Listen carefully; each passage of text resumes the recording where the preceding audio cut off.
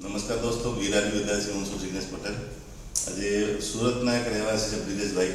એ લગભગ 3 થી 4 મહિનાથી ટ્રીટમેન્ટ શરૂ હતી અને આજે ફરીથી બતાવવા માટે આવ્યા છે. તો રૂબરૂ મળીને એને પૂછી તો શું તકલીફ હતી ને આજે કઈ પોઝિશન ઉપર છે. નમસ્કાર બ્રિજેશભાઈ. નમસ્કાર. તમે શું તકલીફ હતી જ્યારે આવ્યા ત્યારે?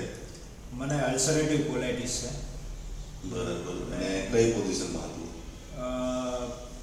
એમ કહેવાય ને કે બહુ સારું એવું હતું, કેમ કે જ્યારે મને આનો ઉઠલો મારે એટલે એક જ અઠવાડિયાની અંદર મારે 5 થી 6 કિલો વેઇટ લોસ થઈ જતો. બરાબર. અને પ્લસ એવું નહીં કે 6 મહિને એકવાર થાય કે વર્ષે એકવાર થાય, આ મહિને 1.5 મહિને એકાદી વાર એવું થઈ જાય. ખાવા પીવામાં કેવું રહેતું હતું? ખાવા પીવામાં તો કંઈ ખાવાતું નહોતું. બરાબર છે. સાદું ખાવાનું. દવાઓ એ લોકો તો ચાલુ જ હશે ત્યારે? હા, દવા મને આ એકચ્યુઅલી 5 વર્ષથી 5-6 વર્ષથી પ્રોબ્લેમ છે.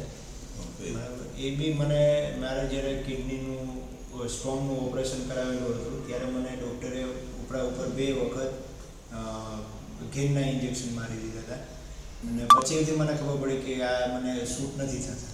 બરાબર છે. અને એના હિસાબે મને આ પ્રોબ્લેમ થયો. હવે અત્યારે કેવું છે?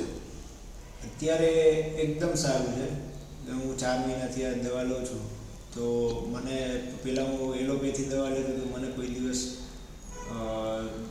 છોડવાનો એ વિચાર ન આવતો, પણ આથી મને કોન્ફિડન્સ આવી ગયો કે હવે છોડી જ દઉં એમ. જોકે આ દવા લીધે ચાલુ કર્યા પછી, આયુર્વેદિક દવા ચાલુ કર્યા પછી મેં છોડી દીધી છે દવા, અને કોઈ પણ જાતનો કઈ ફેરફાર એટલે આમ નેગેટિવ ફેરફાર નથી એમ. બધાનું બધું પોઝિટિવમાં જ થયું છે.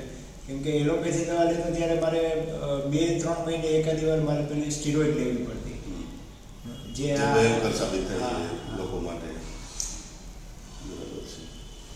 એટલે કહેવાનો આગ્રહ એ છે કે ભાઈ એવું જરૂરી નથી કે અલ્સર જેવા રોગોની અંદર પણ ઓપરેશન જરૂરી છે. વિધાઉટ ઓપરેશન નોર્મલી ફૂડ અને થોડીક દવાઓથી માણસ સંપૂર્ણ સાજા થઈ શકે છે.